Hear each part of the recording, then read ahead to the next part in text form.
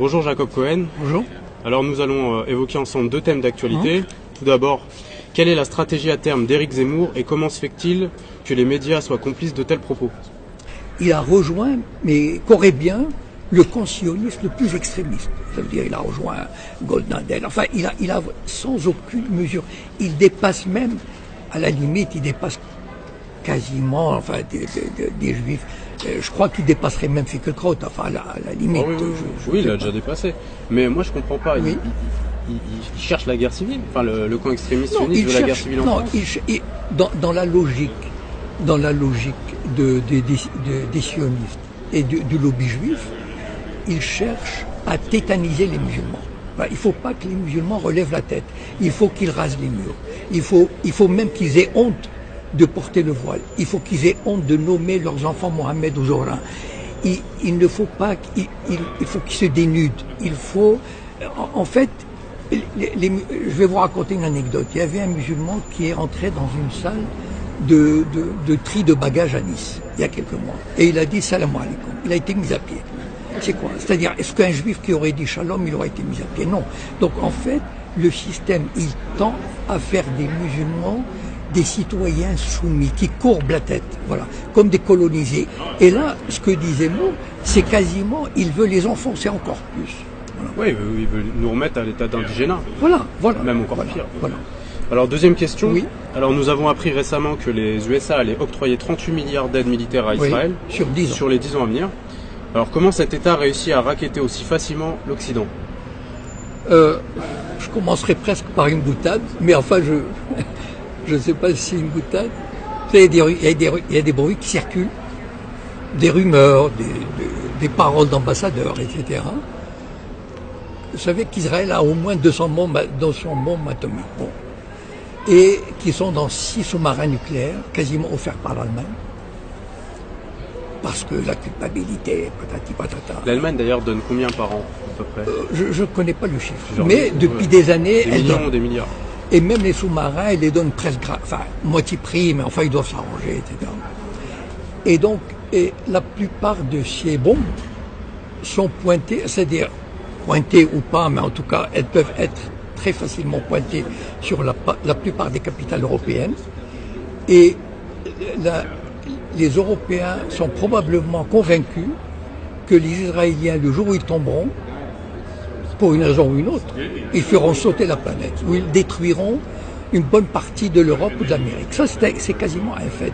Et beaucoup de leaders, surtout aujourd'hui, que Israël a des leaders de plus en plus extrémistes.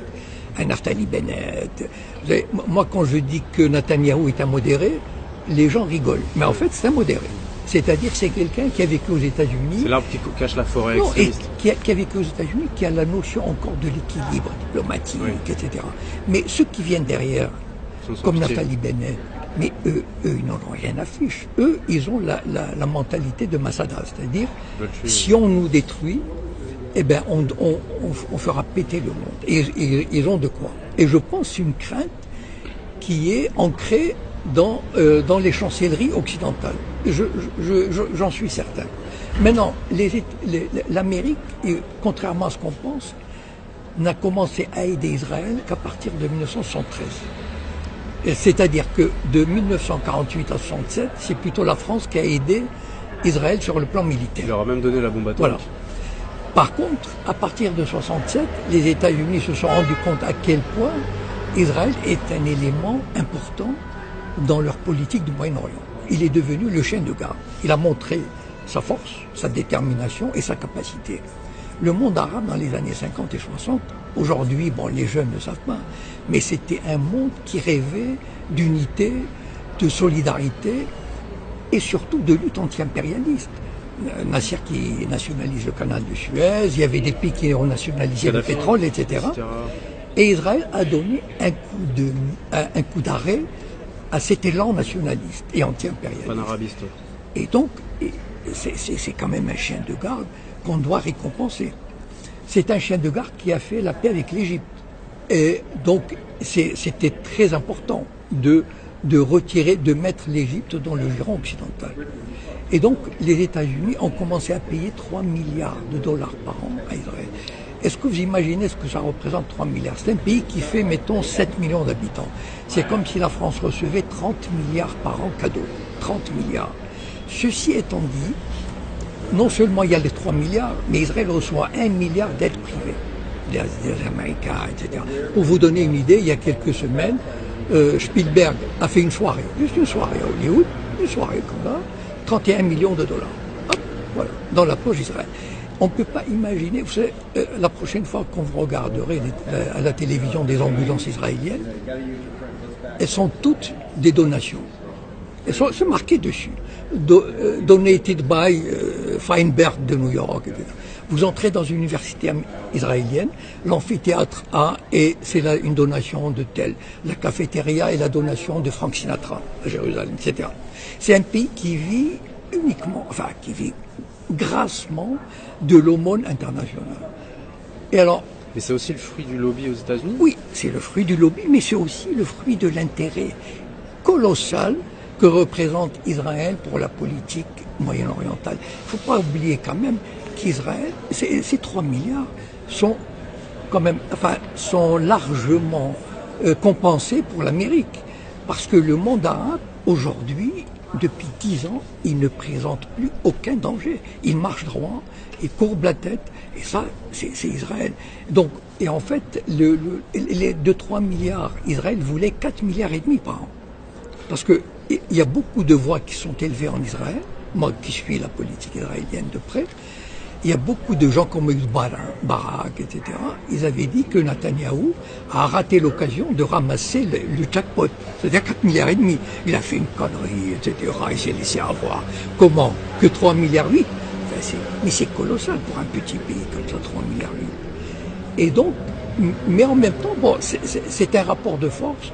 Il y a le lobby, mais moi je crois une chose, c'est que c'est pas seulement le lobby qui est puissant, c'est que Israël rapporte à l'Amérique. C'est-à-dire, ils ont des services de renseignement extraordinaires. Ils sont capables, enfin, ils peuvent, ce qui se passe au Soudan par exemple, ce qui s'est passé, le Sud-Soudan, le Kenya, c'est le fait des Israéliens. Donc en fait, Israël a un pouvoir qui va même au-delà du Moyen-Orient.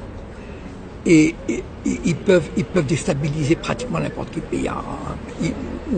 Et donc, il mérite, entre guillemets, ce qu'on lui donne. C'est-à-dire, mais moi je crois que le lobby à lui seul n'explique pas tout. Oui, je comprends. Voilà. C'est-à-dire qu'il y a un équilibre entre, il y a le lobby. C'est leur intérêt. Mais c'est leur intérêt fondamental des Américains. Le jour où Israël ne jouera plus ce rôle, à ce moment-là, on trouvera une raison, on dira, ah ben tiens, c'est trop cher, etc. Mais ce qu'ils donnent, c'est largement, et en plus, bon, les 3 milliards, ou les 3 milliards 8 qu'ils donnent, c'est de l'argent qu'Israël doit acheter, c'est du matériel qu'Israël doit acheter aux États-Unis. Oui, exactement. Et Israël développe des armes et développe des techniques. Par exemple, les drones, les Américains en profitent. Ils développent probablement... Ils testent sur Gaza. Voilà, ils testent tout ce qui se passe en Afghanistan, etc. Donc, il doit y avoir pas mal d'appui israélien. Et donc, finalement, 3 milliards pour les Américains.